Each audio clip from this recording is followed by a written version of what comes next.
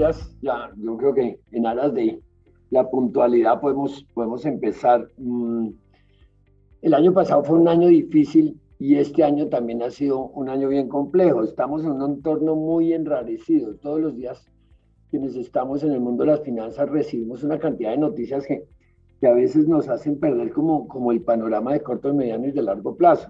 Entonces un día nos encontramos con la mayor inmobiliaria del mundo en problemas, encontramos que hay excesos de caja en el mundo y entonces las compañías haciendo recompras de sus propias acciones, señales de inflación por todas partes también que, que nos aterran, digamos, un poco. Bueno, se requiere un poco de magia y de prestidigitación para tratar de responder a una pregunta que hacemos en esta charla y es cómo vemos que se va a terminar este año 2021 y cómo va a empezar el año 2022. Y pues no podríamos hacérsela a otra persona, sino pues a una persona que ya es de la casa, que es el doctor Mauricio Reina, economista, con maestría en relaciones internacionales y en economía también.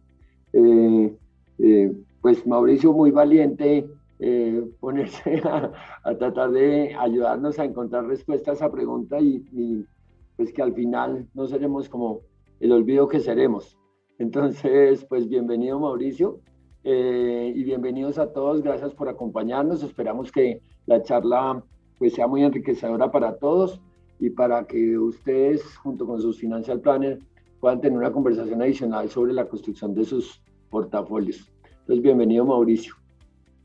Muchas gracias, Diego. Muchas gracias a Vesta por esta nueva invitación a compartir con ustedes las impresiones sobre el final de este año y el comienzo del año entrante. Gracias también a las personas que se han unido en este momento a la conversación. Creo que no es tan difícil tratar de estimar cómo va a terminar el año, eh, pero sí es más difícil tratar de identificar qué va a pasar el año entrante, sobre todo cuando nos vayamos aproximando a marzo, elecciones parlamentarias y después a mayo, primera vuelta, porque el argumento central que yo voy a tratar de desarrollar el día de hoy es que así como en nuestras charlas anteriores habíamos destacado que en junio, en julio, el panorama se veía muy turbio y muy incierto, por lo menos en el corto plazo. Ya hay unas certezas sobre lo que puede pasar de aquí al final del año. A alguna persona le parecerá que el título de esta charla es demasiado cacofónico cuando decimos que cómo va a terminar este año y cómo va a arrancar el entrante, como si fueran dos cosas distintas. Y yo creo que son dos cosas distintas. Creo que lo que conocemos hasta el momento nos permite tener una cierta tranquilidad de cómo va a terminar el año en términos de crecimiento, en términos de flujos de capital externo, por lo tanto en términos de tasa de cambio e incluso anticipar un poco unas variables que de aquí a final de año no son tan halagüeñas como puede ser la evolución de la inflación y también la evolución de las tasas de interés y algún elemento del entorno internacional, pero en general creo yo que la mayoría de las cartas están sobre la mesa para el final del año. Sin embargo, hay unos problemas que no se han resuelto, y no solamente que no se han resuelto, sino que se están incubando y se siguen incubando desde el punto de vista macroeconómico, que harán que cuando nosotros ojalá nos volvamos a encontrar, así sea tomando un café o con esta charla en una nueva edición por allá a finales de enero o en el mes de febrero, estemos viendo este nivel de tranquilidad que estamos observando ahora como algo distante en el pasado, porque vamos a estar a puertas de unas decisiones políticas serias, pero aparte de eso vamos a estar encarando dos o tres problemas macroeconómicos que se están incubando.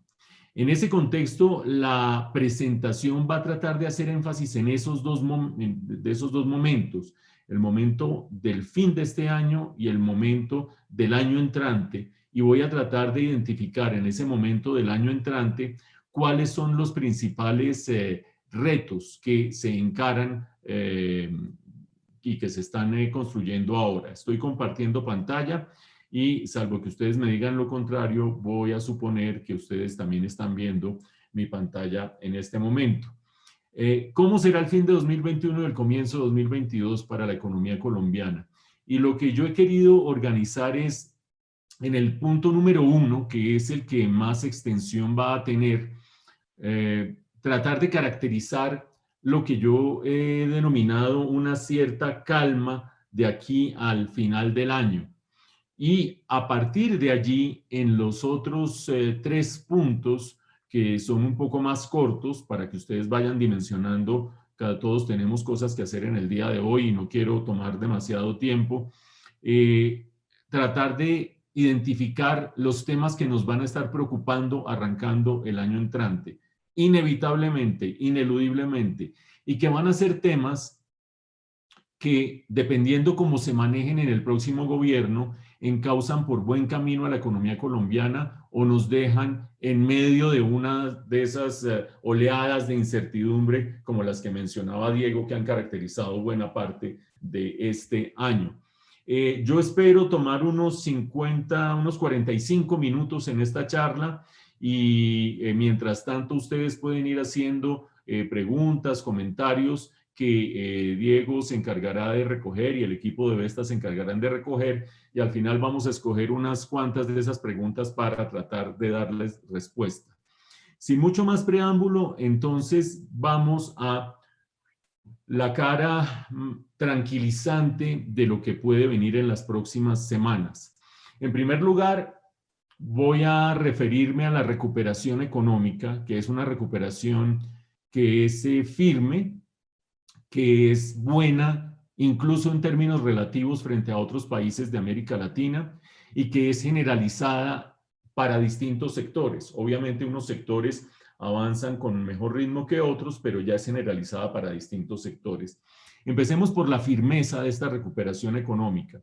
Lo que ustedes están viendo aquí, no voy a entrar en todos los numeritos y todos los detalles. Las barras azules son el índice de seguimiento a la economía colombiana, que es un indicador del DANE que anticipa la evolución del PIB. El PIB se publica trimestralmente y ustedes ven de hecho unas líneas punteadas rojas que corresponden al PIB del primer trimestre y al PIB del segundo trimestre, y antes de que se conozca el PIB del tercer trimestre, que todavía nos faltan unas cuantas semanas para conocerlo, ya vamos conociendo el índice de seguimiento a la economía, que es un indicador anticipado. Y lo interesante de todo esto es que por el momento la recuperación nos está señalando unos buenos datos de crecimiento anual. Esos datos que ven ustedes sobre las barras azules se refieren a crecimiento de ese mes, el mes correspondiente, frente al mismo mes del año anterior. Es decir, en julio, por ejemplo, la economía habría crecido 14% frente a julio del año anterior. En agosto, el dato salió anoche, y yo no alcancé a actualizar esta presentación. En agosto, el indicador es un poquito inferior al que tenemos aquí para julio. Si aquí en julio tenemos 14,5, en agosto es 13,2, que es una ligera desaceleración en la recuperación, pero también hay que tener presente que julio del año pasado, lo estoy marcando con el cursor, fue un poco mejor o menos peor, si ustedes me permiten la expresión. Agosto del año pasado fue mejor o menos peor, si me permiten la expresión, que el mes de julio. Es decir, vamos suavizando una recuperación que en todo caso va con paso firme. Y sobre esa recuperación vale la pena mirar si es generalizada por sectores, mirar si está bien en términos regionales y mirar a qué estimación de crecimiento nos conduce para este año. Y empecemos por la revisión de los sectores.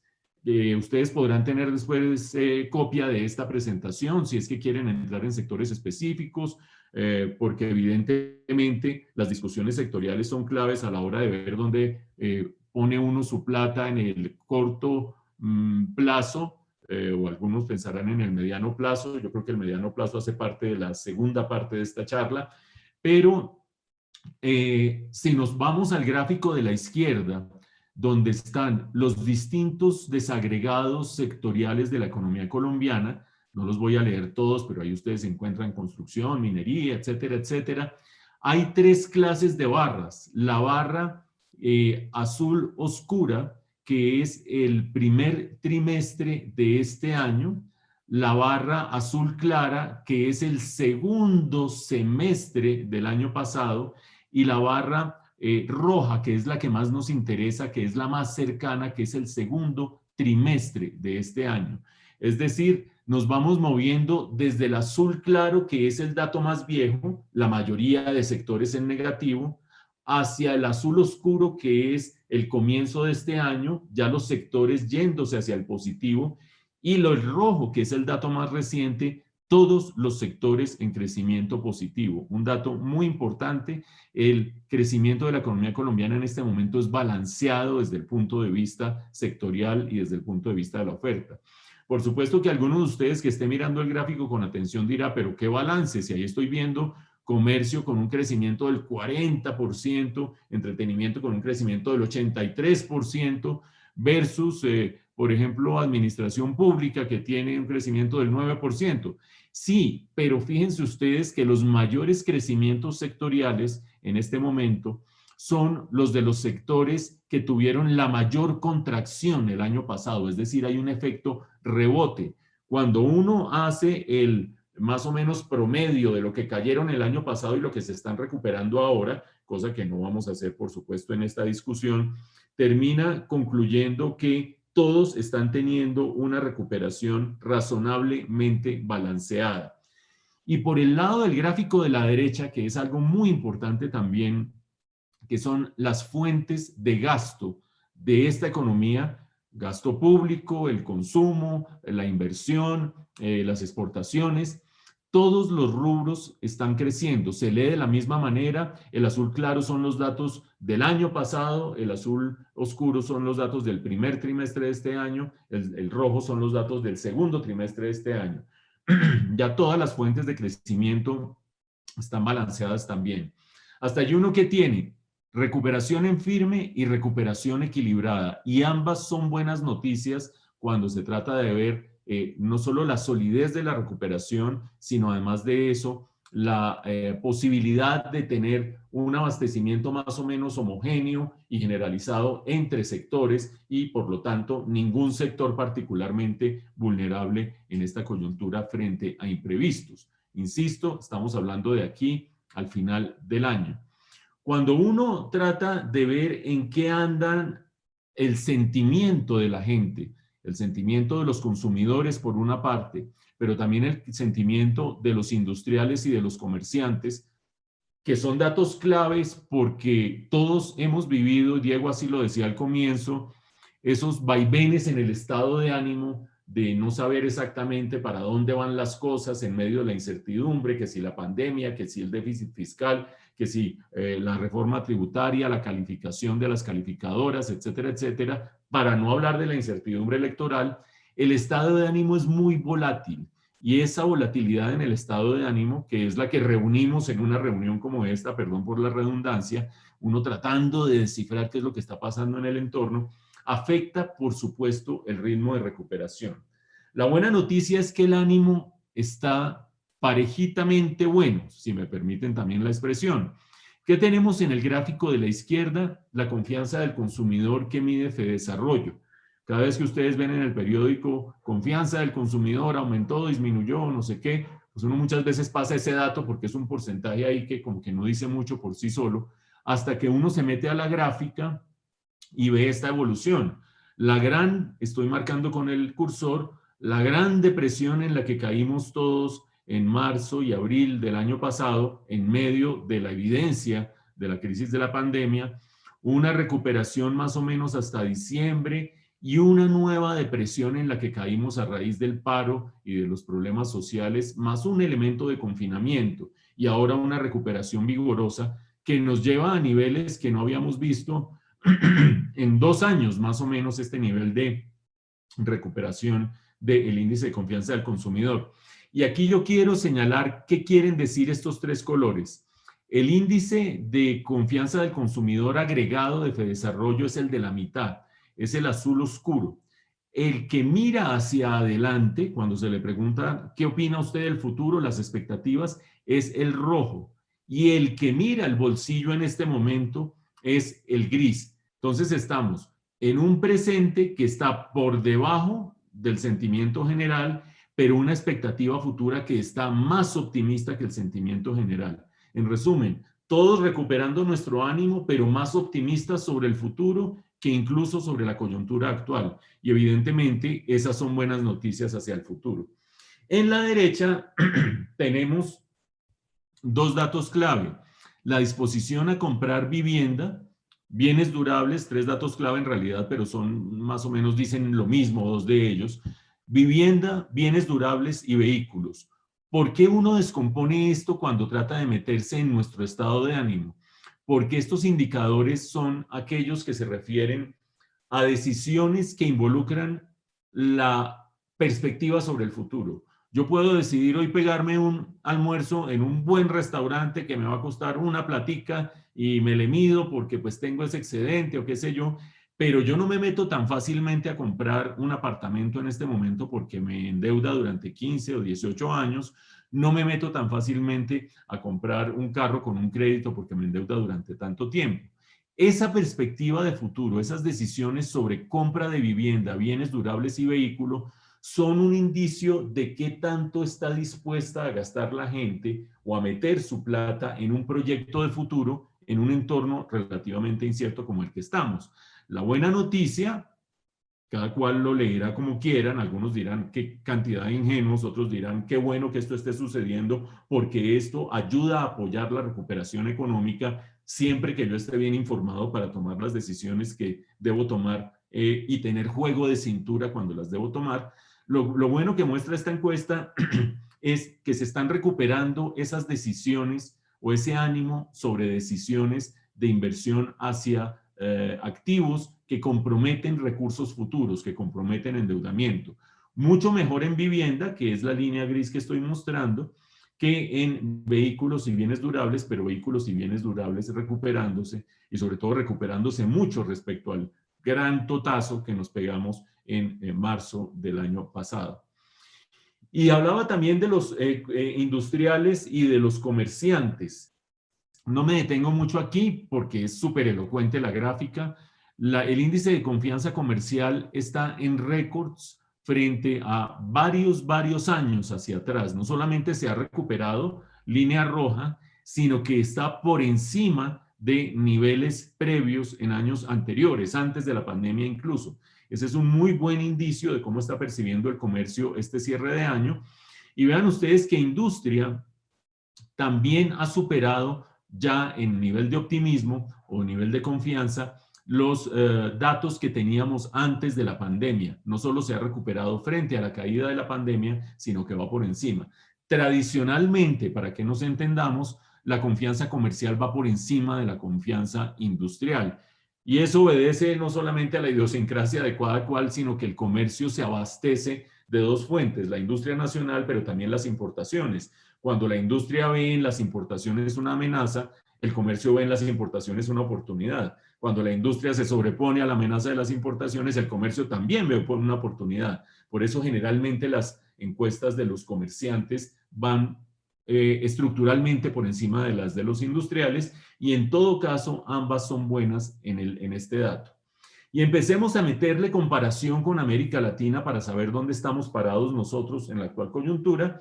Y yo creo que el gráfico de la derecha, que habla de confianza industrial y comercial, comparando algunos de esos indicadores, es elocuente. Colombia, en confianza industrial, lo que acabamos de ver, es la línea punteada, azul oscura, pero la única punteada que hay. Y en confianza comercial es la línea amarilla.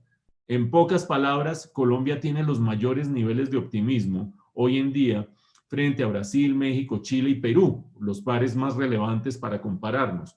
Optimismo de los agentes económicos en la industria y en el comercio.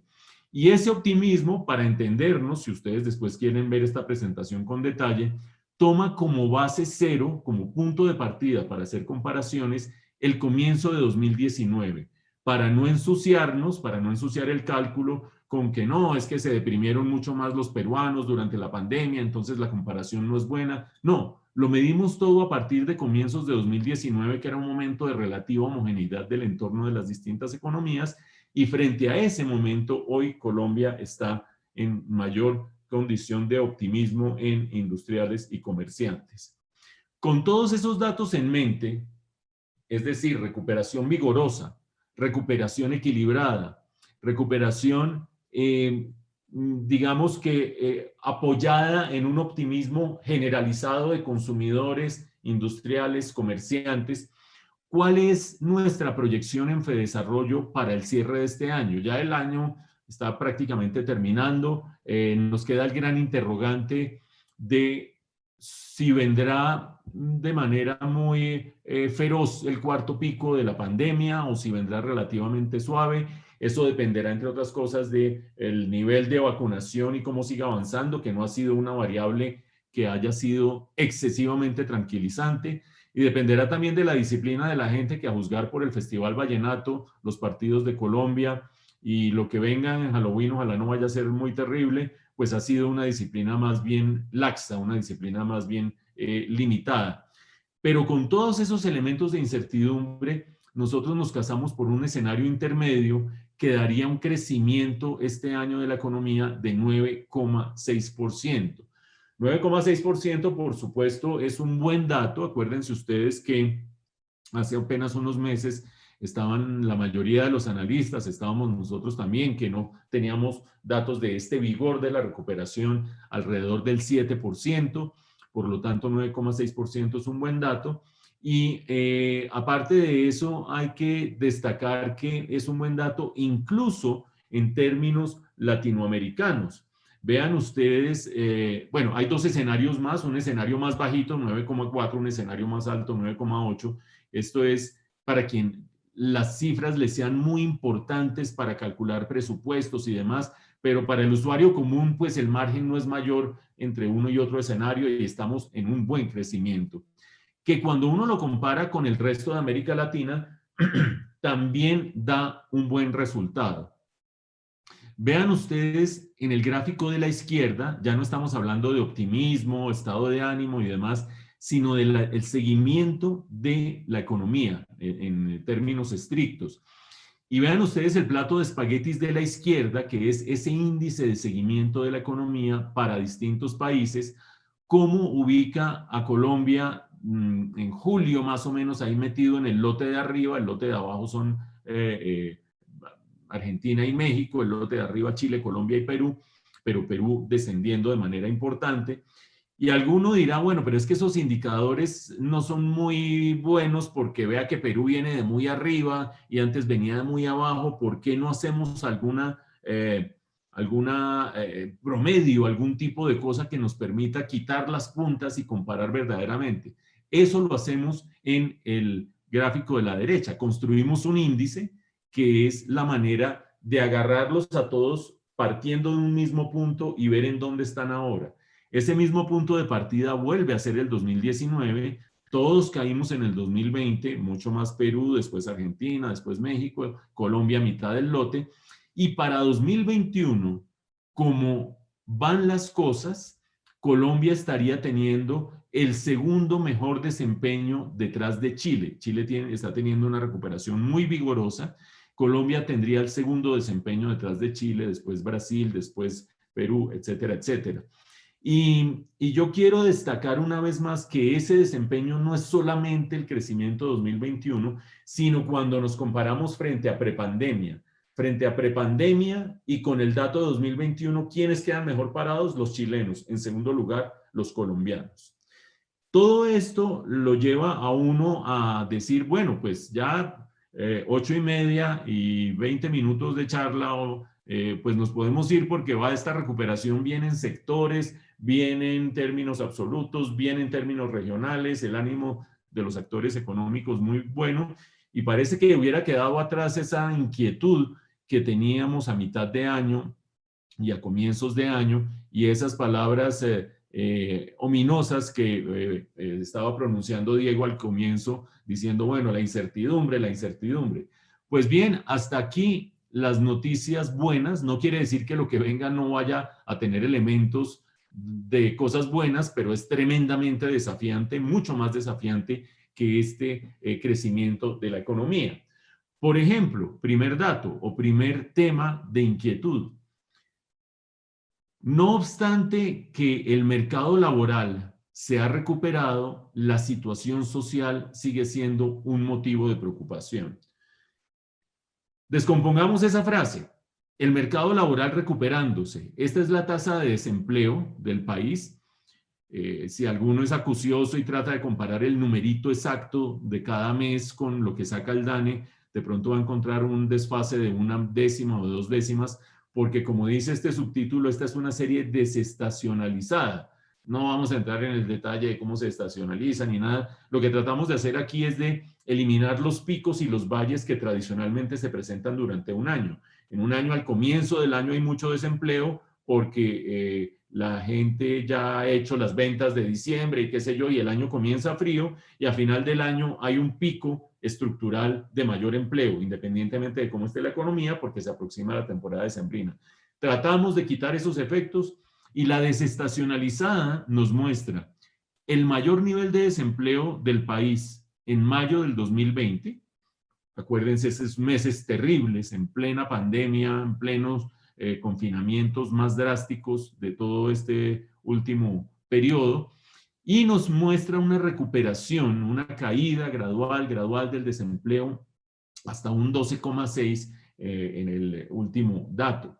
Y esa reducción del 12,6, uno puede ver el vaso bastante lleno en el sentido de todo lo que ha caído el desempleo, un poquito vacío todavía en la medida en que el 12,6 sigue estando por encima del desempleo que registramos en la prepandemia. Vean ustedes 2018, 2019, comienzo de 2020, siempre por debajo de 12, en algunos casos por debajo de 11, por lo tanto 12,6 todavía muestra un rezago. Pero es bueno ver ese rezago en términos de número de personas, porque en últimas las personas son las que están sufriendo los rigores de esta situación, las personas son las que votan, entre otras cosas, en las urnas, las personas son las que reciben las ayudas del gobierno. Entonces, convirtámoslo esto en millones de personas ocupadas.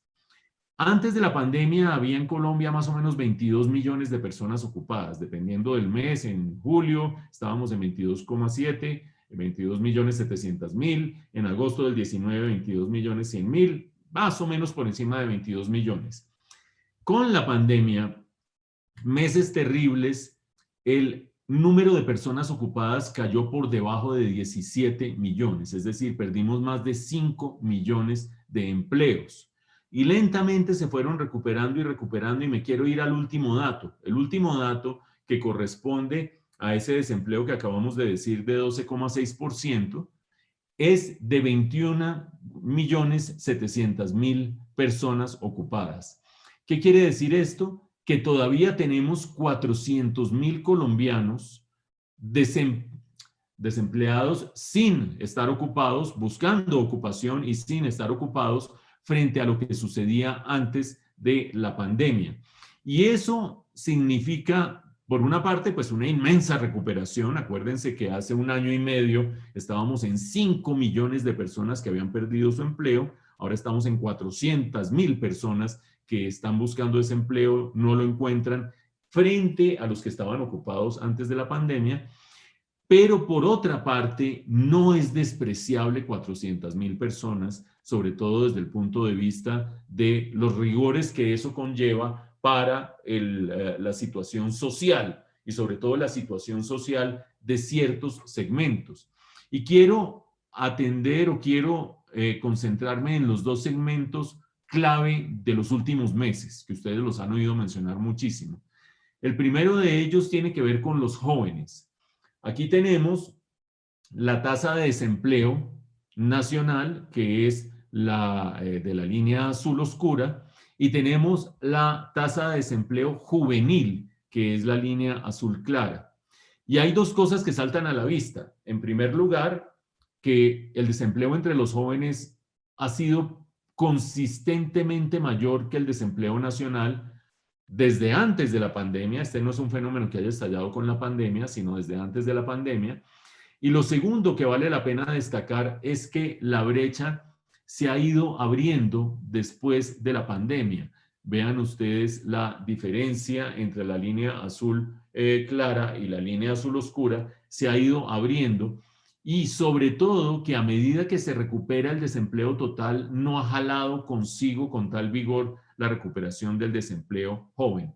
Eso es clave por varios motivos. El primero, porque sea motu propio o sea manipulado por distintos actores políticos o ilegales o lo que sea, los jóvenes se han convertido en protagonistas de la protesta social, y también los jóvenes se han convertido en protagonistas de los actos vandálicos.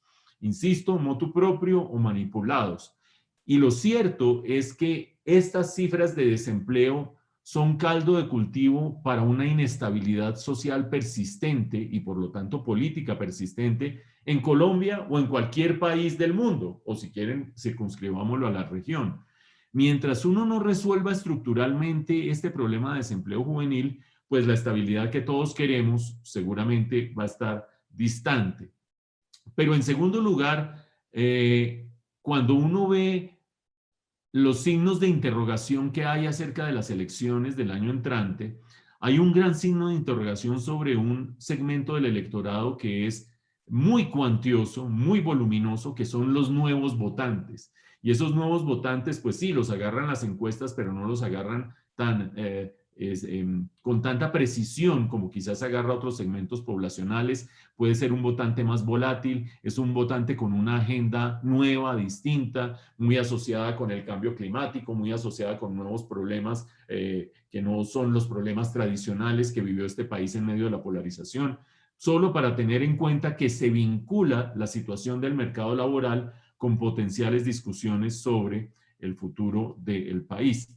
Pero el segundo gran segmento que quiero destacar es el de las mujeres, porque ustedes ven que cuando uno descompone, gráfico de la izquierda, el desempleo nacional, que ya lo hemos visto en distintos gráficos, en los últimos 3 gráficos, que es la línea verde, entre mujeres y hombres, mujeres son la línea roja y hombres la línea azul, es inmensa la brecha que hay entre mujeres y hombres en términos de desempleo.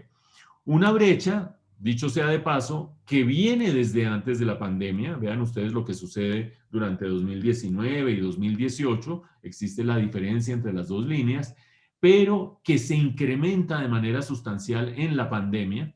De hecho, la gráfica del lado derecho lo que está mostrando es la diferencia entre hombres y mujeres.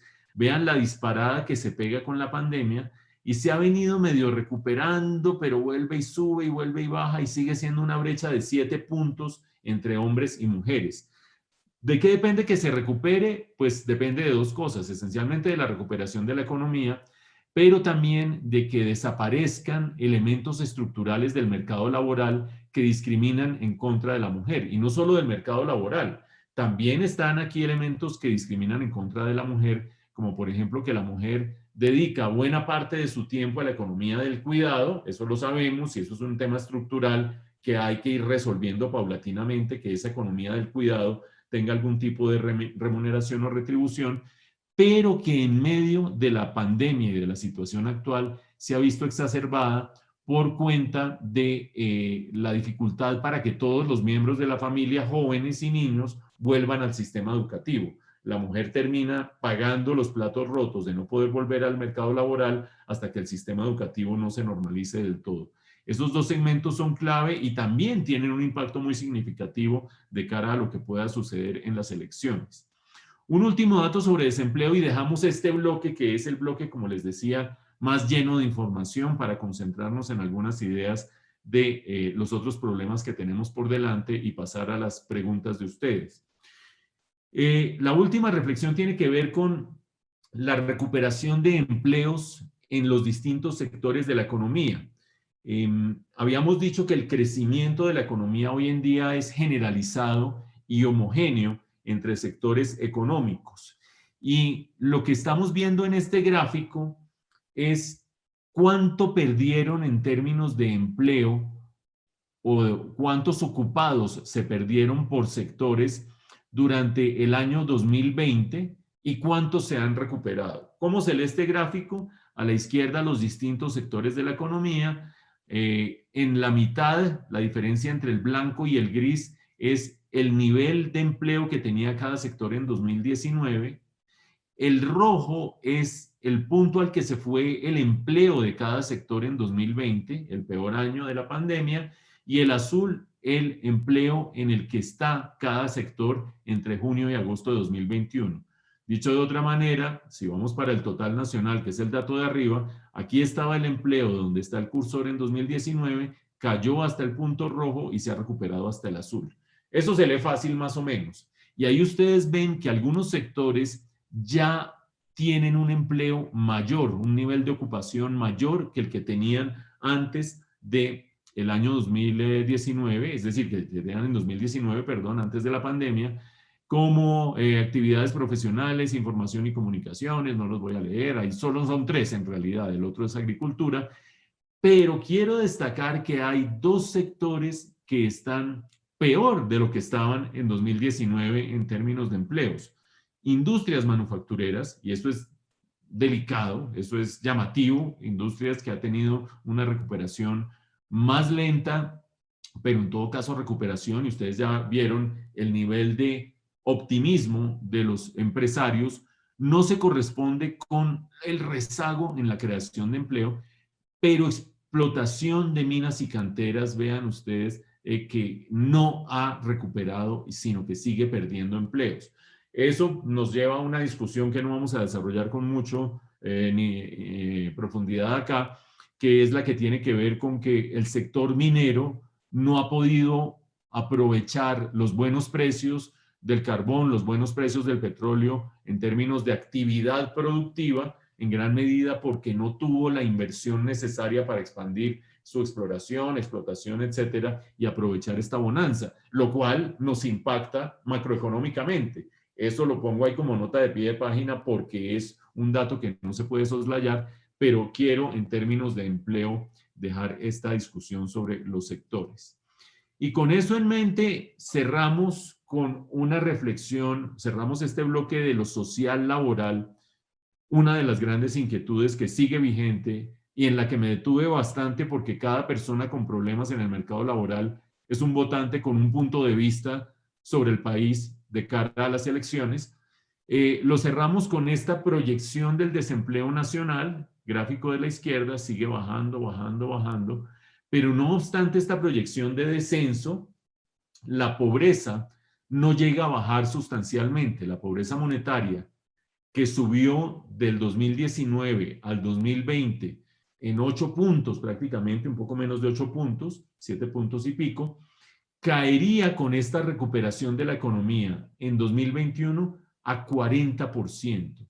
Es decir, la economía colombiana ya logró el mismo nivel de producción del año 2019, ya estamos 2 punticos en este mes último, para el que salió el seguimiento de la economía colombiana, el mes de agosto, 2 punticos por encima del índice, si hacemos un índice, 2 punticos porcentuales por encima del PIB que teníamos en 2019.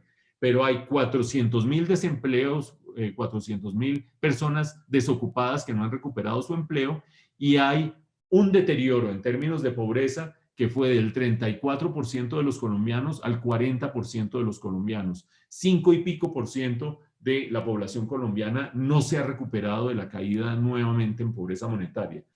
El llamado es a no quedarse viendo el PIB y si ya recuperamos niveles de 2019, porque en lo laboral y en lo social no hemos recuperado los niveles previos a 2019. Esto es más o menos el 70% de la información que les quiero dar. Digo eso porque quedan como 3 títulos y uno dice, no, pues este ladrillo hasta dónde va a llegar. Queda poca información porque estos temas son muy puntuales y los mensajes son relativamente claros sobre retos por encarar. Primer reto, el tema fiscal, la tarea por hacer. No hacemos sino hablar de reforma tributaria, la pasó el gobierno, no la pasó el gobierno, las calificadoras de riesgo, nos mantuvieron, no nos mantuvieron. ¿Para dónde va el tema fiscal? Resumámoslo, el próximo gobierno va a tener que hacer un ajuste fiscal que abarca reforma tributaria y ajuste del gasto público del doble del que está haciendo el gobierno en este segundo semestre.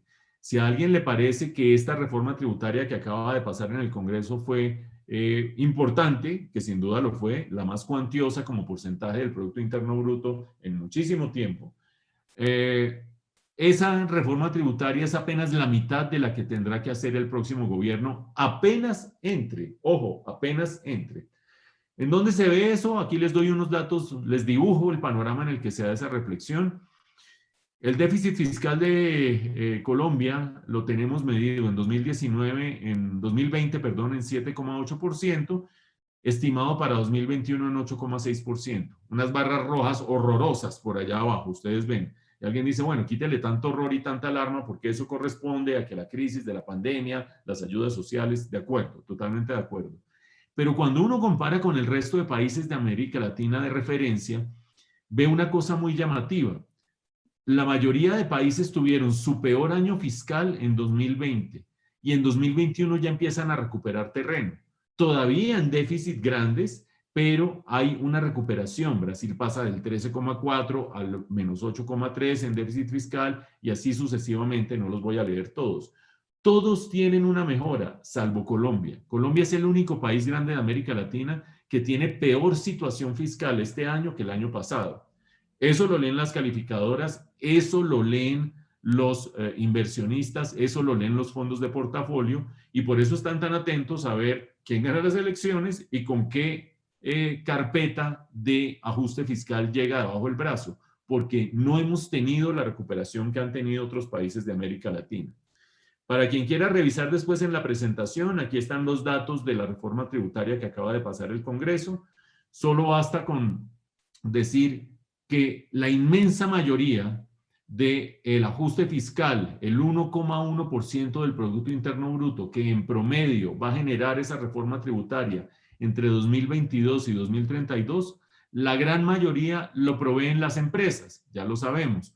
Un incremento de renta, de la tarifa de renta de las empresas del 30 al 35% da 0,6%, 0,6 puntos de ese 1,1 puntos que da la reforma, y la reducción a 50% del descuento del ICA sobre la renta da 0,3. Eso da 0,9 del 1,1. El resto viene por lucha contra la evasión de impuestos y pues no quiero ser escéptico en exceso, pero pues es una variable incierta. El gran esfuerzo lo hicieron las empresas, ahí no estoy diciendo nada nuevo. ¿Harán el mismo esfuerzo las empresas con la nueva reforma tributaria? ¿Tendrá capital político el nuevo gobierno para hacer una reforma tributaria como debe ser? ¿Se quedará perennemente ese tema que si tocan a la clase media este país se incendia? Pues interrogantes interesantes para ver quién va a ser el que va a domesticar el potro a partir de agosto del año entrante. Y eso nos lleva a ver otro elemento del contexto, que ya es redundante con lo que acabo de decir, y es que la deuda, a todos nos preocupa el déficit fiscal, como nos preocupa el descuadre de la empresa, como nos preocupa el descuadre del hogar, sobre todo en la medida en que tengamos que endeudarnos más y nos descuadre la deuda hacia adelante. La deuda base para el Ministerio de Hacienda es la línea azul clara, 2023, 2024, etcétera, etcétera, siempre dotada de una dosis de optimismo, pero la regla fiscal, este RF, ¿qué quiere decir? La regla fiscal, la nueva regla fiscal, impone una caída mucho más dramática de la deuda pública. Eso quiere decir que va a ser impajaritable para el próximo gobierno hacer esa reforma o ese ajuste fiscal del doble de lo que ha sido la de este gobierno. Muy bien, eso nos pone un reto adicional al social, que es el reto fiscal. Y vámonos al reto externo, porque muchos de ustedes han estado pensando bueno, han estado en parte denominando sus portafolios en dólares y pensando si los van a buscar pasarse más a dólares o qué van a hacer con la plata en pesos, pero se levantan y miran en el periódico y esa tasa de cambio se mantiene ahí clavada entre 3.730 y 3.850 en los peores momentos, pero ni para arriba ni para abajo, y dicen, bueno, pues ya como que esto está en calma, yo no voy a moverme de aquí. No quiero tomar decisiones, no es mi tema, no lo domino. Para eso hay unos asesores de portafolio muy ilustrados en este auditorio, pero sí vale la pena ver el bosque para que ustedes agarren los árboles con sus asesores de portafolio. Y el título dice relativa calma por ahora. ¿En qué consiste la relativa calma? Vean ustedes la tasa de cambio que está marcada en la línea roja. Viene la caída del precio del petróleo, años aquellos en los que estábamos por debajo de 2.000 pesos el dólar, bueno, eso es el pasado, lo vemos aquí hasta el 2014, cae el precio del petróleo, nos vamos por encima de 3.000, uy, jamás pensamos que íbamos a ir por encima de 3.000, nos volvemos a bajar y nos subimos y aquí estamos en esta calma chicha de 3.720, 3.700, qué sé yo, etcétera, etcétera. Fíjense ustedes que la principal variable determinante del no estoy viendo ninguna novedad, es una obviedad que se ve en este gráfico tipo espejo. Cae el precio del petróleo, sube el precio del dólar, sube el precio del petróleo, cae el precio del dólar, pero fíjense que la tijera o el espejo se empieza a romper en este año. En este año sigue subiendo el precio del petróleo, pero el precio del dólar se queda por allá encaramado arriba. ¿Por qué? Pues porque hay unos elementos adicionales que están haciendo que las expectativas de devaluación no estén solamente atadas al precio del petróleo. Estamos hablando, por supuesto, de la calificación de riesgo. La pérdida de la calificación de riesgo se empezó a dar dependiendo de la calificadora al final del primer trimestre, comienzo del segundo trimestre, corresponde a este aumento que estoy mostrando aquí. Entonces, aunque el precio del petróleo iba para arriba, la tasa de cambio siguió para arriba por todo este tema de la calificación de riesgo. Pero aparte de eso, porque la calificación de riesgo lo que muestra es cómo pueden estar percibiendo la economía colombiana quienes traen plata a la economía colombiana. ¿Para qué se traen divisas a la economía colombiana? Para distintos propósitos, inversiones de portafolio, inversión directa, etcétera, etcétera. Pero desde el punto de vista macroeconómico, estos recursos son clave para financiar el déficit externo del país. Entonces, no es solamente la calificación de riesgo lo que nos debe llamar la atención, sino la magnitud del déficit externo del país. Así como en una casa yo necesito endeudarme para tapar el hueco de mis gastos frente a mis ingresos, así el país tiene que conseguir recursos para tapar el hueco entre lo que le vende y transa con el resto del mundo y lo que a su vez le compra y transa con el resto del mundo en sentido contrario. Por eso quiero llamar la atención de ustedes sobre los dos gráficos que vienen. Uno es la balanza comercial de Colombia. La balanza comercial de Colombia, lo que vendemos en exportaciones menos lo que compramos en importaciones, ha venido deteriorándose, vean ustedes, es la línea roja, desde 2018. 3,3%, perdón, 3,13 mil millones de dólares, después 5,3, después 5,4, después 8,2. Esto es la diferencia entre Expo, que son las líneas, exportaciones, que son las líneas azules hacia arriba, e importaciones.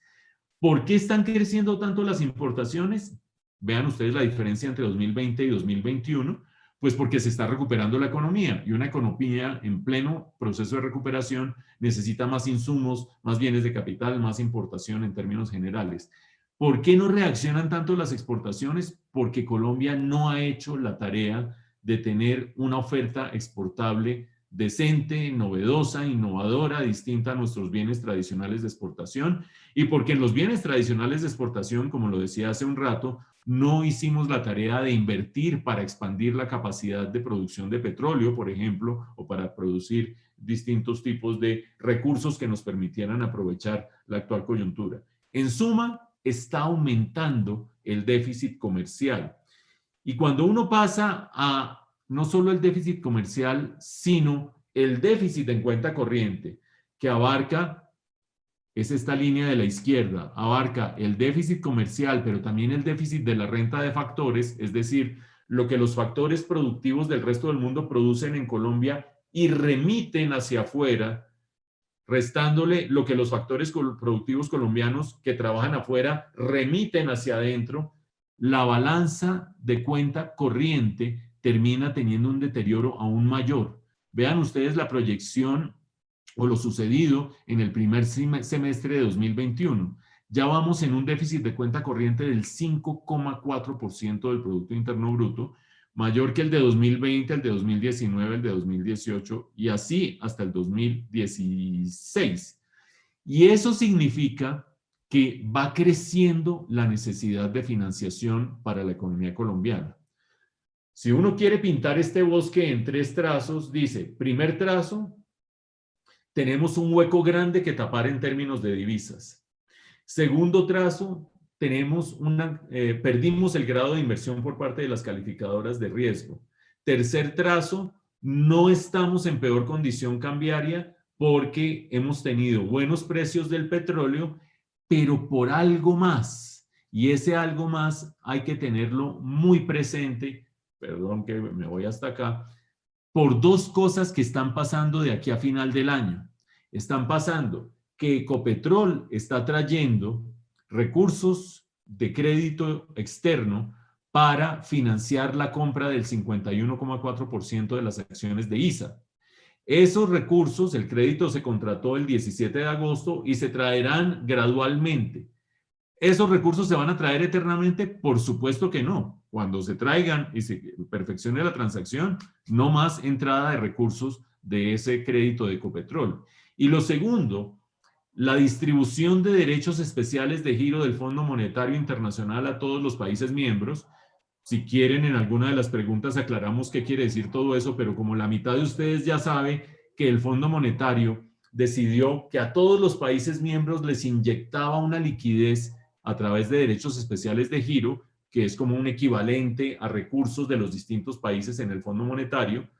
Esos recursos le entran al Banco de la República y el Banco de la República ha decidido comprar por 2.790 millones de dólares títulos de deuda ya emitidos por el gobierno colombiano. Es decir, el Ministerio de Hacienda está recibiendo esos recursos que el Fondo Monetario irrigó no solamente sobre Colombia, sino sobre distintas economías de todos los países miembros del Fondo Monetario, cada uno en proporción a la cuantía de su membresía. Y eso significa que viene la segunda pregunta. ¿Esos recursos son eternos? Por supuesto que no. Esos recursos los va a traer el Ministerio de Hacienda, pero cuando se agoten esos 2.790 millones de dólares, pues no van a entrar más. Dicho de otra manera, los 3 trazos grandes del bosque, tenemos un déficit de cuenta corriente creciente, tenemos una situación de calificación de deuda mala, no perdimos el grado de inversión con 2 calificadoras de riesgo, y eso significa que nos tienen con la lupa puesta encima. Sí, tenemos un buen precio del petróleo, pero no lo estamos capitalizando adecuadamente por cuenta de que la producción de petróleo no crece porque no se hicieron las inversiones públicas y privadas necesarias para aprovechar esta nueva coyuntura, por razones obvias, porque el año pasado fue terrible para todo el mundo. Pero el último trazo tiene que ver con que no estamos peor en términos de tasa de cambio porque están entrando estos recursos que entran una sola vez. Van a entrar hasta diciembre, hasta noviembre, finales, hasta marzo. No sabemos exactamente cuándo van a acabar de entrar, pero van a dejar de entrar en un momento dado y eso quizás vaya a coincidir con un momento de incertidumbre relacionado con las próximas elecciones. ¿Qué quiere decir eso en términos prácticos? Cada uno de ustedes saque sus conclusiones, discútalo con sus asesores, discútalo con quienes estén manejando el portafolio y miren constantemente las encuestas y miren constantemente a los candidatos para tomar decisiones.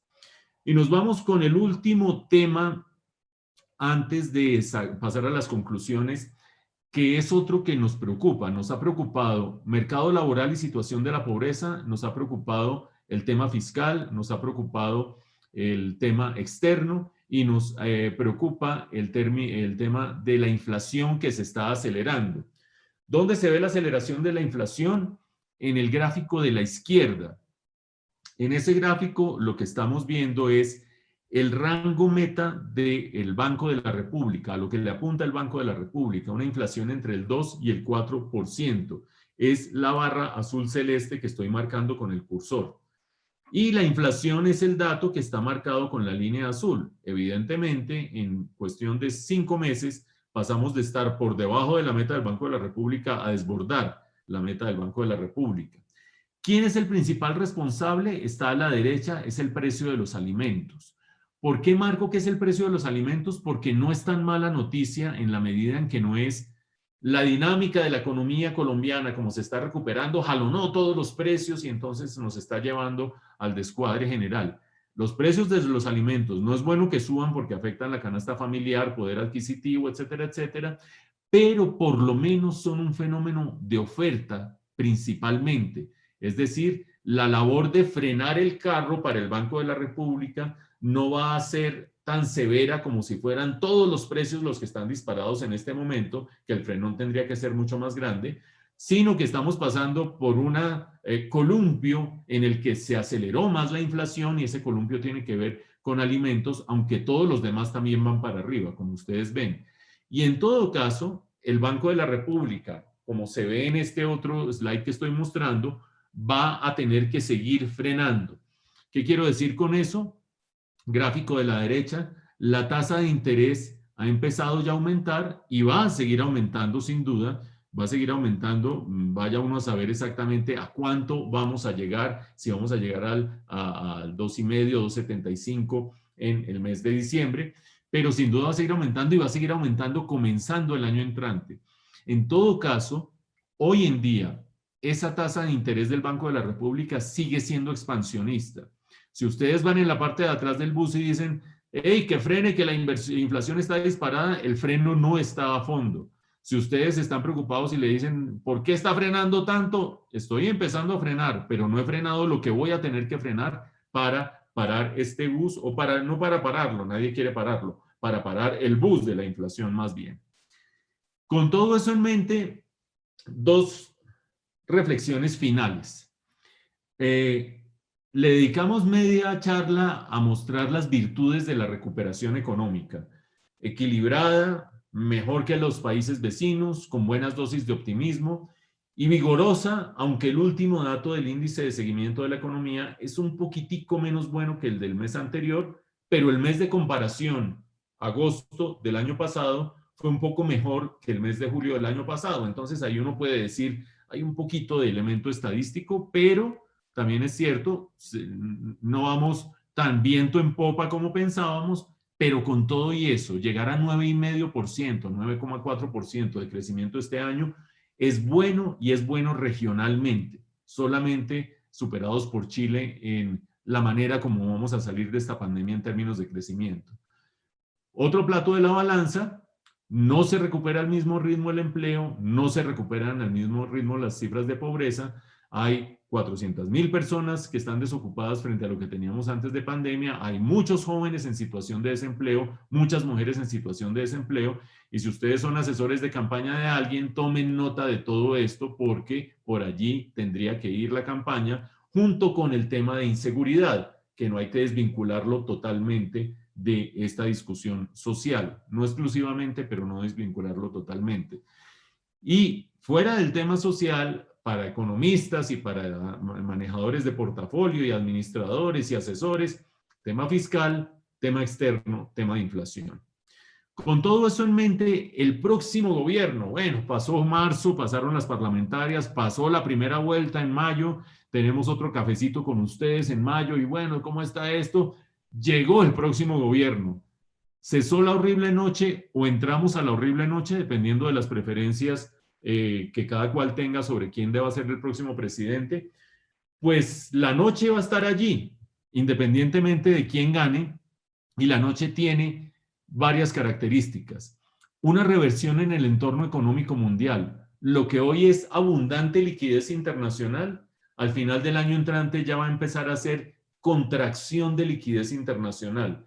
la Reserva Federal ya ha dado señales de más o menos cuándo va a empezar a revertir la política monetaria expansionista. El Banco Central Europeo va por la misma ruta. Hoy se consiguen créditos baratos en el mundo. Hoy se llegan inversiones de portafolio en cantidades. Al final del año entrante, dentro de un año, las cosas van a estar a otro precio, comenzando la reversión.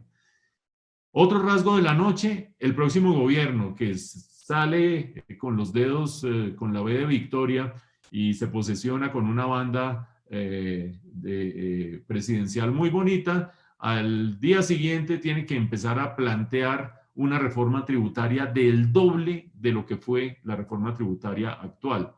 Una reforma laboral, pues vamos a ver si le alcanza la gasolina para hacer una reforma laboral, pero si no la hace, vamos a mantener el desequilibrio en el mercado laboral juvenil y en el mercado laboral femenino, y vamos a mantener unas tasas de desempleo superiores a las de economías que no están muy lejos de la nuestra en otros indicadores, pero que en el mercado laboral tienen un mucho mejor desempeño. Ejemplo, la economía mexicana. Y una reforma pensional, pues acuérdense ustedes que 1 de cada 4 colombianos mayores, solamente 1 se pensiona, 1 de cada 4, 1 de cada 5, dependiendo de cómo mire uno la estadística. Quiere decir que hay un problema pensional brutal que, aparte de eso, hace que muchos estemos subsidiando pensiones de personas de ingresos altos. Ya ustedes conocen eso. ¿Quién sabe si le alcance la gasolina del capital político para llegar a ese punto 4? Y mucho más, quién sabe si le alcance para llegar al punto 5, al próximo gobierno, que es la productividad.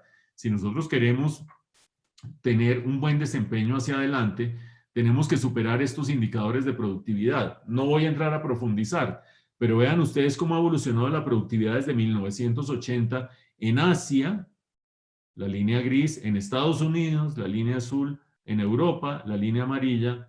En Colombia estamos en niveles de productividad, rozamos en 2005 los mismos niveles de productividad total de los factores del año 80, y hemos tenido crecimientos negativos desde entonces. Es absurdo, insólito estos crecimientos negativos.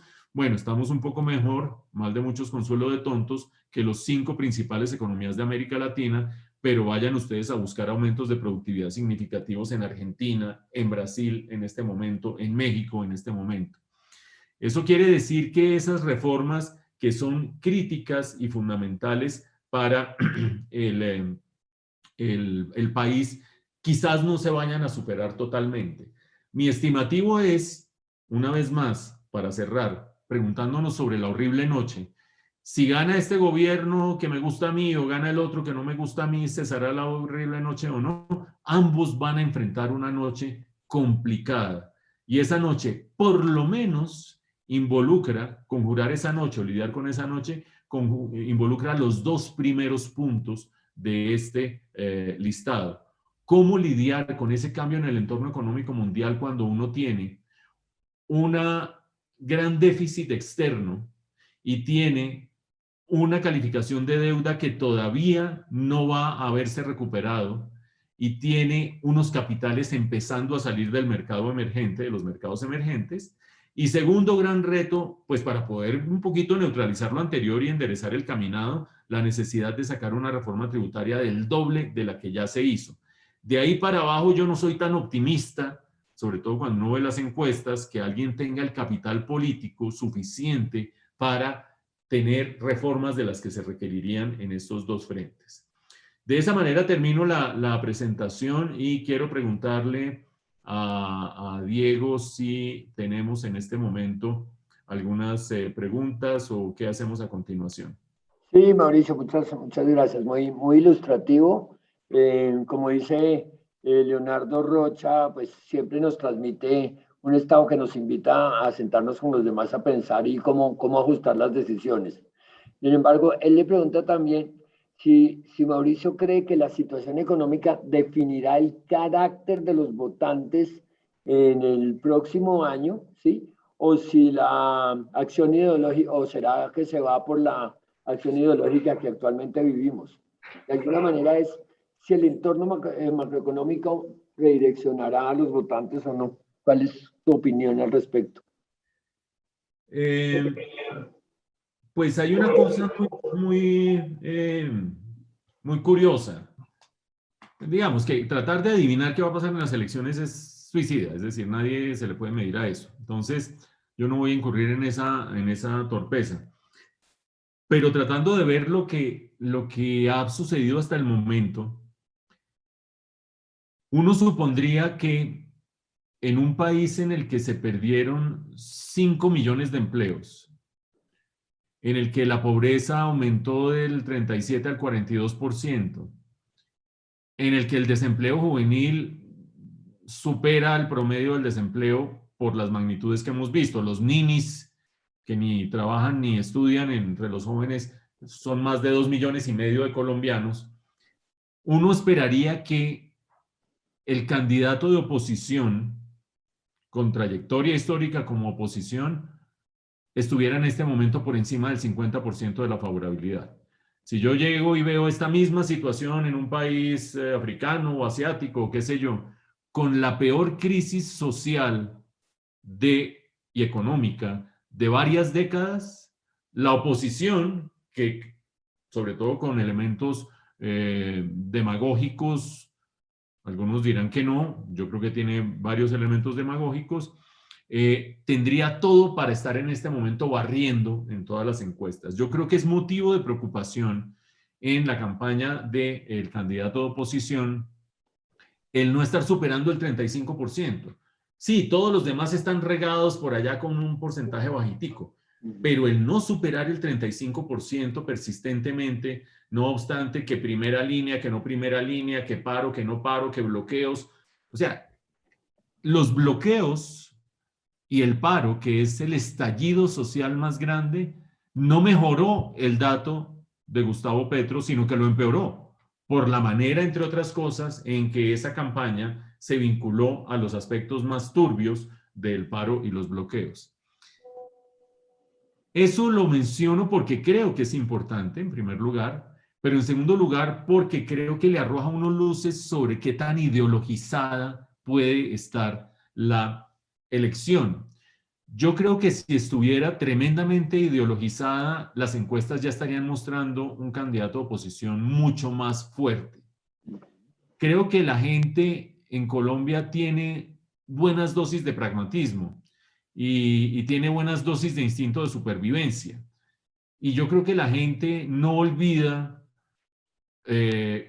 cómo la ideologización ha llevado a Venezuela donde la ha llevado a Nicaragua donde la ha llevado y ha llevado a Argentina donde la ha llevado. 3 ejemplos de diverso nivel de ideologización en la agenda pública. Es posible que mi hipótesis sea incorrecta acerca de por qué está sucediendo lo que está sucediendo, pero lo que está sucediendo no es incorrecto, está sucediendo. El candidato de oposición en el peor momento de estallido social y de crisis social de este país no supera el 35%. Vamos a ver qué pasa, porque falta por hacer el resto de la tarea y es que el resto haga algo razonable y no es fácil. Ok, empezaron a llegar varias preguntas. Juan Felipe Penagos nos pregunta si Mauricio, Mauricio ve, entonces, si aparte de la recuperación post pandemia, Mauricio ve una senda de crecimiento para el corto y mediano plazo con grandes proyectos o posibilidades para el país. Y una vez aprovecho a darte otra pregunta que creo que había surgido y casi que adivinaría la respuesta, pero quisiera que tú la volvieras a dar. Para Matías, dice, ¿cuál es la opinión tuya para invertir cierto portafolio de nuestras finanzas personales en criptoactivos? Ok. Bueno, el último slide que yo mostré, que es el de una agenda ambiciosa que arranca por conjurar la horrible noche en lo fiscal y en lo externo, que son como los 2 pilares fundamentales para darle estabilidad a esta economía o para conservar la estabilidad de esta economía. Uno iba bajando y llegaba a un último punto que hablaba de productividad. Pero en una charla sobre manejo de portafolios y de inversionistas, y un tipo hablando de productividad total de los factores, qué hueso. Pues ahí está la respuesta a esta pregunta que nos está haciendo Juan Felipe. y es, si aquí no se hacen unas reformas que mejoren la productividad laboral y la productividad del capital, y también la productividad de la tierra, pues porque tenemos el 75% del área cultivable de este país dedicada a ganadería extensiva o a ver crecer el pasto. Si no se hacen esas reformas, aquí no va a haber un gran despegue económico nuevamente, salvo que pase algo externo, petróleo nuevamente a $120 y tiempo suficiente para que los proyectos se recuperen y no sé qué, que es como, ay, por favor, ganémonos nuevamente la lotería. Salvo que pasen cosas de esas, el crecimiento colombiano va a ser ahí, aguas tibias, incluso con un buen candidato que gane y le dé estabilidad a esta economía, porque la productividad de los últimos 20 años nos muestra que no vamos bien en términos de capacidad de generación de valor. ¿Eso qué quiere decir para las inversiones? Lo dejo para ustedes, pero pues ese panorama no es el más promisorio, ni siquiera en el mejor escenario político. Y en cuanto a las criptomonedas, yo tengo la siguiente reflexión. Una moneda tiene valor por múltiples motivos, pero uno de los fundamentales es porque hay credibilidad en ella. Y la credibilidad tiene dos componentes. Un componente que tiene que ver con quienes creen en ella. Todos creemos en el Señor de los Milagros, pero también qué hay al otro lado en el Señor de los Milagros. Y detrás de una moneda generalmente hay In God We Trust, en la Reserva Federal, el Banco de la República pagará al portador no sé cuánto, el Banco de la Nación pagará el sí sé cuánto, sí sé qué. Hay una institucionalidad que a veces es más fuerte, a veces más débil, de países que a veces son más creíbles o menos creíbles. Detrás del blockchain y de las criptomonedas hay seudónimos. O sea, ni siquiera hay un tipo que salga en la carátula de una revista. Hay seudónimos. Está la fe de todos, sí, listo, y se valorizó en no sé cuánto y si sé qué. Pero el día que todo se destruya, ¿a quién va uno a reclamarle por la plata de uno? Ni siquiera a un seudónimo. Entonces, pues yo no invierto en eso. Bueno, me voy a ir con las últimas dos que me llegaron acá. Inclusive hay Ricardo Puche.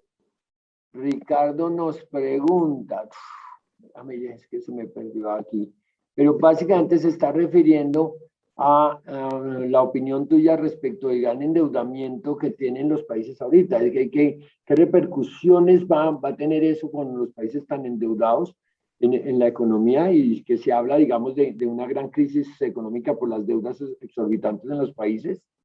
Y Juan Guzmán, Juan Guzmán se está refiriendo más a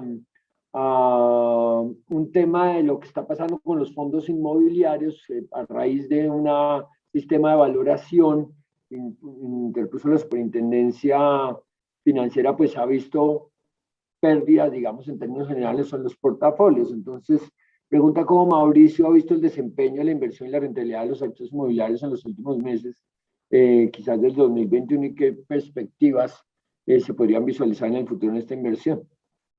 Bueno, empiezo por la del endeudamiento.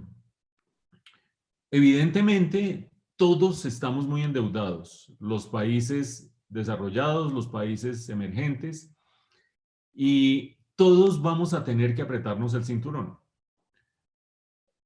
En primera instancia, los países emergentes y en segunda instancia, los desarrollados. ¿Por qué? Porque los desarrollados tienen dos condiciones. La primera de ellas tienen credibilidad. Es decir, de aquí a que uno pierda la fe en los bonos del tesoro, pues tiene que pasar muchas cosas en este mundo antes de que los bonos del tesoro dejen de ser el último recurso de seguridad en este mundo. No sucede lo mismo, y no quiero ser sarcástico, con los TES, y no sucede lo mismo con los títulos de deuda argentina, para abarcar todo el rango, digamos. Entonces, no todos somos iguales a la hora de estar muy endeudados. Todos estamos muy endeudados, pero algunos tienen más credibilidad que otros. Pero además los desarrollados tienen por el mango la sartén de la institucionalidad internacional. el G7 puede ponerse de acuerdo y decir que vamos a hacer no sé qué y que vamos a sacar a no sé quién del Fondo Monetario y que vamos a hacer a Gorgieva y ta. Y ellos en últimas pueden ir haciendo más suave su aterrizaje. Nosotros no tenemos nada de eso. Entonces nosotros somos chiquitos, sin capacidad de manejo institucional internacional y con una credibilidad más o menos ganada a las patadas y que la perdemos con unas calificadoras y con otras no. Y eso significa que países como Colombia no se pueden dar el lujo de usar esos discursos que ya están empezando a usar algunos, no solo políticos, sino economistas en el mundo que dicen, el mundo cambió y hoy en día el consenso de Washington hay que dejarlo atrás y el Fondo Monetario es un horror.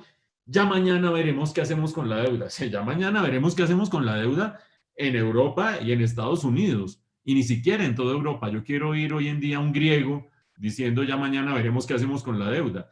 O nosotros diciendo ya mañana que veremos qué hacemos en la deuda. Todos estamos preocupados por el endeudamiento, pero oigamos la discusión de países emergentes, porque si oímos mucho la discusión de países desarrollados, esa discusión está contaminada, entre comillas, por una tranquilidad relativa de ser país desarrollado. Nosotros tenemos que apretarnos el cinturón. Y sobre el tema de los fondos inmobiliarios, allí convendría tener un panel de 3 personas para responder esa pregunta. La primera es la de el regulador. Yo no he logrado, yo soy una de las víctimas, digamos, de lo que ha sucedido con los fondos inmobiliarios. Y no he logrado entender del todo por qué la superintendencia hizo lo que hizo, que ahora los portafolios se valoran no a precios de no sé qué, sino a precios de sí sé cuánto, y no es el precio de mercado, sino que es el precio de bla, bla, bla. Es más, la rabia ni siquiera le deja a uno tratar, entender bien por qué lo hicieron. Entonces uno dice, jue madre, bueno. Ese sería un panelista de esta discusión. El segundo panelista podría ser yo y decirles, cuando uno ve los distintos indicadores de Camacol y ve los distintos indicadores del sector inmobiliario en Colombia, pues ve una recomposición estructural y entonces oficinas se reducen, pero logística va creciendo y poco a poco se van recuperando otros segmentos y hay en todo caso una desinflada de una burbuja de precios en ciertos segmentos de vivienda, pero estructuralmente Colombia tiene déficit de vivienda frente al nivel de ingreso per cápita que tiene. Ajusta uno, 2 cuellos de botella y eso tiene que florecer. Digamos que esa sería la reflexión de macroeconomista. Internacionalmente hay muy buenas oportunidades, etcétera, etcétera. Pero faltaría el tercer panelista, que es el asesor de portafolios, y ese es usted, Diego. Entonces, Pues ahí déjeme decir que decir qué hacer con los fondos inmobiliarios. Alguno dirá, qué pereza al diablo y capitaliza unas pérdidas. Otro dirá, aguántese 18 meses la mala leche, o yo no sé, pero ahí sí dejo que tú des una puntadita. Doctor Mauricio, en efecto yo creo que quien invierte en finca raíz invierte para el largo plazo. Y en términos generales lo que está pasando con la valoración es, yo se lo explico a mis clientes de la siguiente manera, usted tiene una oficina que vale 100 millones de pesos y su vecino tiene una oficina igual que vale 100 millones de pesos. Y usted la tiene arrendada y está bien arrendada, tiene un buen arrendatario, paga bien, tiene un contrato a 6 años, a 7 años y paga bien y usted está ganándose, digamos, esos arrendamientos. Pero su vecino necesitó vender la oficina y salió y la regaló. Y no la vendió en 100, sino en 90. Lo que nos dice la super es que a mí me digan que yo perdí 10 y yo no he perdido nada realmente porque no la he vendido. Entonces, en términos generales, creo que las cosas se están recuperando, que van a volver a tener valor y que tendremos espacios para ver eso. Ahora, quien necesita la plata anticipada, pues sí se va a tener que dar la pela.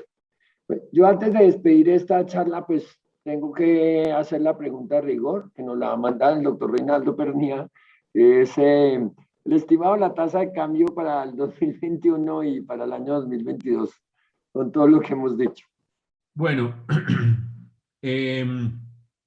primero, como sucede en todo acto litúrgico, hay que empezar por el rezo diciendo que en el mundo hay 2 clases de bobos, los que pronostican la tasa de cambio, y la segunda clase de bobos son los que les creen. Entonces, ni ustedes ni yo somos bobos, no vamos a dar un número. Pero de lo que hemos analizado aquí, se infiere que de aquí a final de año es posible que veamos precios del dólar por debajo de 3.700, porque van a seguir entrando los recursos de los derechos especiales de giro y del crédito de Ecopetrol, y porque este ambiente de optimismo generalizado y liquidez internacional puede llevar a que baje por debajo de 3.700, y que el año entrante depende de tantas cosas, pero ya no vamos a tener derechos especiales de giro, no vamos a tener crédito de Ecopetrol, vamos a conservar el déficit de cuenta corriente. De hecho, el déficit de balanza comercial creció aún más en el mes de agosto, y vamos a tener el gran determinante, bueno, y va a haber dos grandes signos de interrogación. Uno, si el petróleo va a llegar a $100 el barril, y dos, si quién va a ganar las elecciones. Entonces, con esos elementos sobre la mesa, algunos ciertos y algunos inciertos, es totalmente impreciso, totalmente indescifrable lo que vaya a pasar con el dólar. Va a haber dos cosas que hoy nos están manteniendo tranquilos, que ya no van a existir el año entrante. Y van a existir más preguntas que hoy. Eso puede ser. Okay. A buen entendedor. Pues Mauricio, muchas gracias, como siempre muy enriquecedor. Y a todos los que nos acompañaron el día de hoy, ahí tienen unos temitas para conversar con sus financial planners en la construcción de sus portafolios. Esperamos la próxima reunión a ver qué pasó y qué viene para el siguiente año. Muchas gracias a todos, gracias a Mauricio y gracias a todo el mundo por asistir en el día de hoy. Gracias, Diego, gracias, Carlos, por la invitación, gracias, Vesta, y saludos a todos también.